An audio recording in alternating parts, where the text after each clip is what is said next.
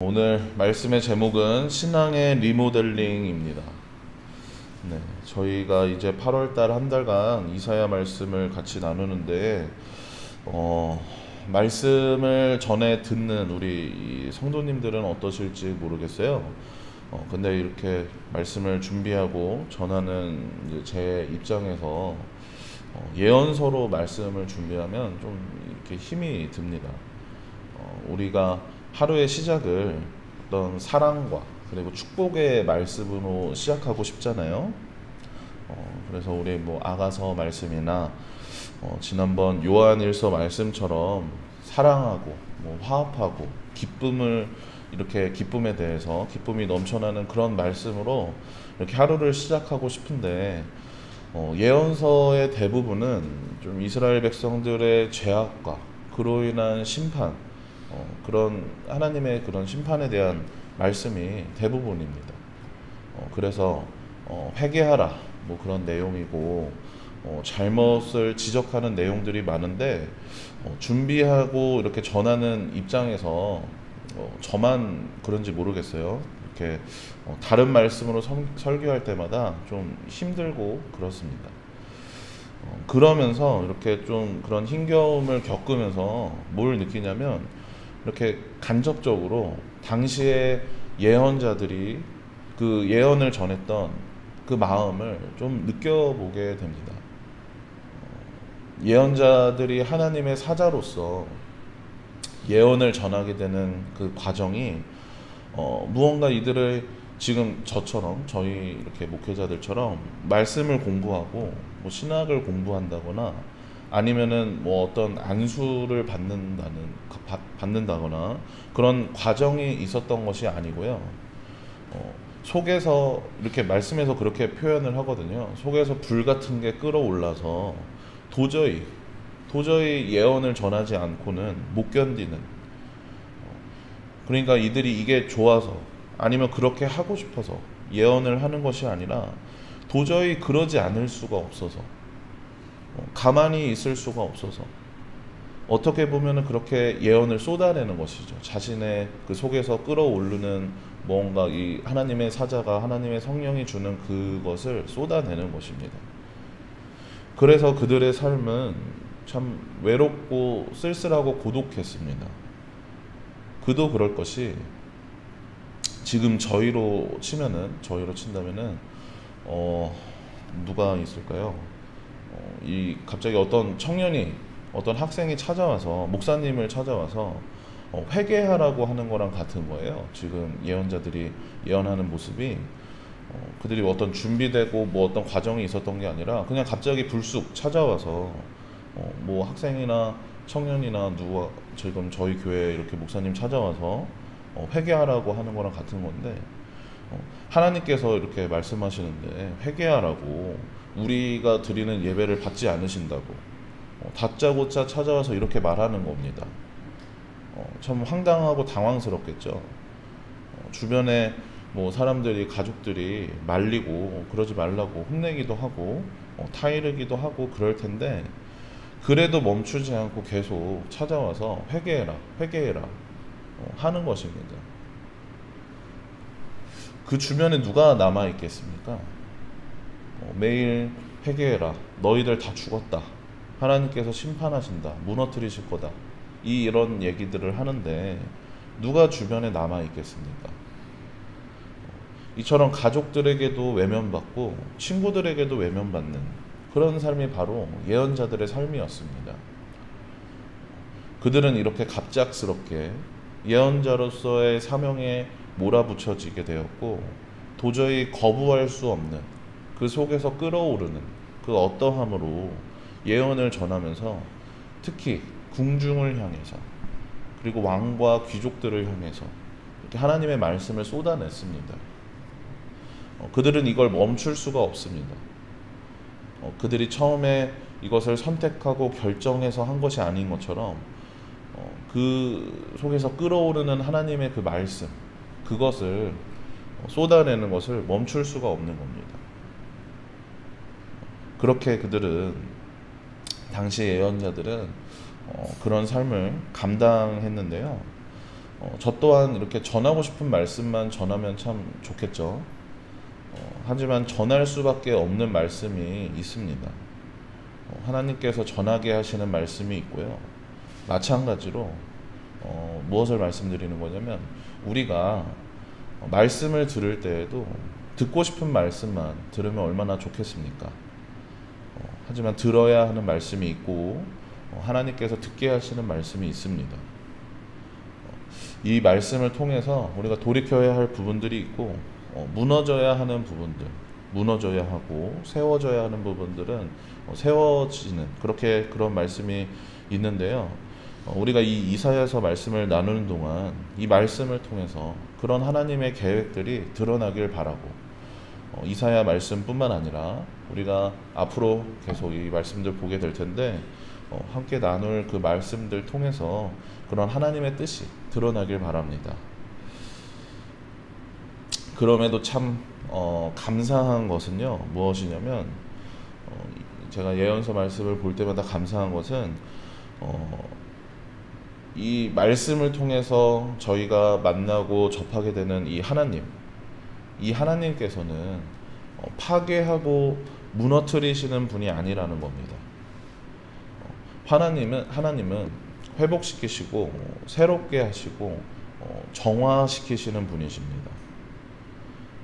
하나님의 목적이 심판이 아니라 회복이라는 것이죠.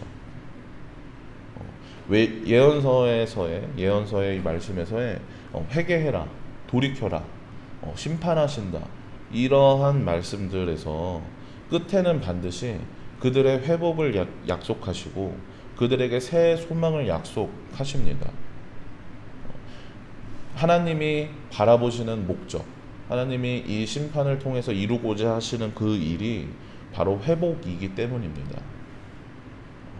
이것은 마치 우리가 건물을 새로 지을 때 기존에 있던 건물들을 무너뜨려야 그 위에 새로운 건물을 짓는 것처럼, 우리 교회가 그 1층을 리모델링 할 때에도 필요 없는 벽은 무너뜨렸잖아요. 필요 없는 벽은 무너뜨리고 바닥은 드러내고 그 다음에 새로운 벽들을 세우고 했던 것처럼, 하나님께서는 이 심판을 통해서 기존의 체제나 악한 습관들, 죄악들, 그런 것들을 무너뜨리시고 새롭게 쌓아 올리시는 겁니다.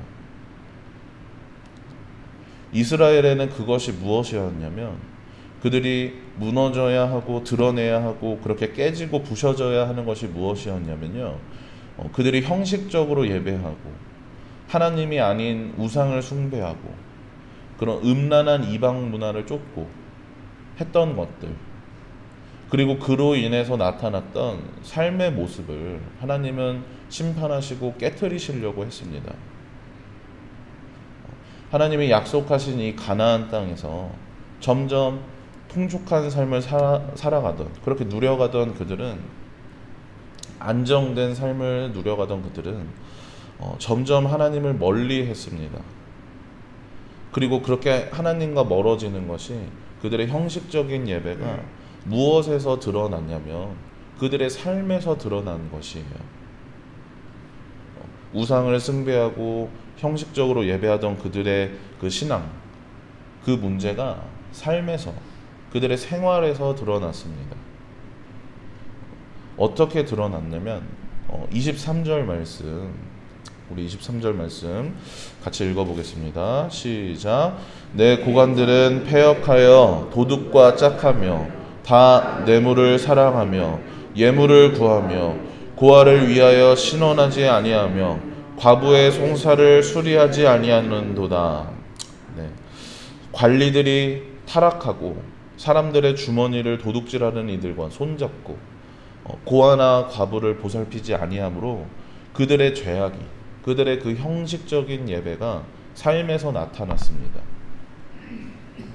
이렇게 관리들이 타락하면 누가 가장 피해를 보냐면요, 도둑질하는 이들과 손잡고, 이는 이제 실제로 집에 숨어서 도둑질하는 이들을 말하는 게 아니라 물건을 속여서 파는 자들, 순수하지 않은 포도주를 판다거나 하는 그런 이들을 말하는 것인데, 이처럼 이런 도둑들과 손을 잡고 관리들이 타락하고 그러면은 누가 가장 피해를 보냐면 바로 중간 계층, 그러니까 우리와 같은 서민들이 가장 피해를 보는 것입니다. 고아나 과부와 같은 그런 취약층은 말할 것도 없고요. 가장 피해를 보는 건 평범한 서민들입니다. 사실 한 국가의 대부분을 차지하는 그 뒷받침하고 지탱하고 있는 것은 관리자나 엘리트들, 이렇게 소위 말하는 뭐 상위 5%, 상위 1% 그런 사람들이 아니라 중산층 서민들인데요. 그러니까 60%, 한 70%, 60% 정도 차지하는 그 서민들이 한 국가의 경제, 뭐 어떤 사회 시스템 그런 것들을 지탱하고 있습니다. 그들이 소비하고 그들이 노동하고 어떤 시스템의 축을 담당함으로 인해서 그렇게 해 주어야만 사회가 유지가 될 수 있고 국가가 안정적으로 이 체계들을 이어갈 수 있는 건데요. 근데 이들이 무너지면 어떻게 되겠습니까? 이 60%, 70%를 차지하고 있는 이 평범한 서민들이 이들이 무너지면 국가 시스템이 같이 무너지는 겁니다. 그렇기 때문에 서민들의 위기는 국가의 위기와 연결이 되어 있습니다. 그런 이들이 지금 위기를 겪고 착취당하고 있습니다. 관리들이 장사꾼들과 손을 잡고 도둑질을 눈감아 줄 뿐만 아니라 그 도둑질에 동참하는, 뇌물을 받고 고아와 과부를 돌보지 않는 그런 것들로 인해서 그 피해는 고스란히 서민들이 당하고 있는 것입니다. 그리고 이러한 서민들의 피해는 그들 개개인들의 어려움일 뿐만 아니라 이스라엘이라는 이 공동체의 위기로 연결이 되는 것입니다. 이처럼 이스라엘의 그 종교적인 타락은 관리들의, 지도자들의 그런 윤리적인 타락으로 이어졌고요. 그리고 장사꾼들의 범죄로 이어졌고, 그렇게 서민들이 착취당하면서 그들의 생활에 불안정함 그리고 어려움으로 이어져서 결국에는 이스라엘이라는 이 국가, 이 공동체의 위기로까지 이어졌던 겁니다. 종교적인 타락을 단순히 예배를 잘 안 드리고 건성건성 찬양하고 형식적으로 생활하는 것, 그 정도로 여겨서는 안 됩니다. 우리의 영성은 우리의 삶과 직접적으로 연결되어 있기 때문에 우리의 삶까지 영향을 끼치는 것입니다. 형식적인 예배, 기쁨이 없는 예배, 삶으로 전혀 나타나지 않는 예배는 내 삶을 피폐하게 만들 뿐만 아니라 이처럼 우리 공동체까지 위기로 이어지게 만듭니다.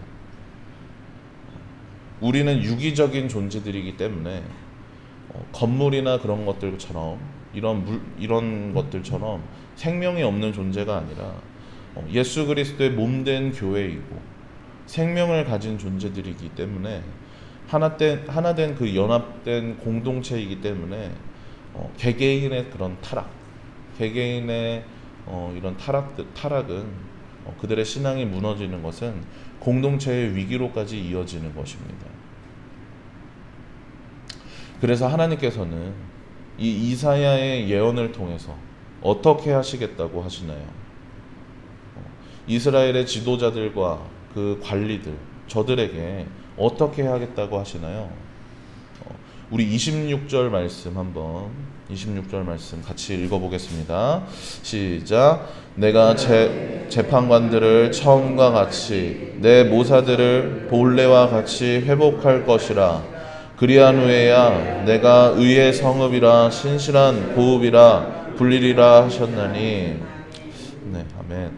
그리고 27절 말씀 제가 읽어드리겠습니다. 27절. 시온은 정의로 구속함을 받고 그 돌아온 자들은 공의로 구속함을 받으리라. 네, 하나님께서 그들을 처음과 같이 회복시키시고 이스라엘에 그리고 예루살렘 성에 정의와 공의를 실현하시겠다고 하십니다.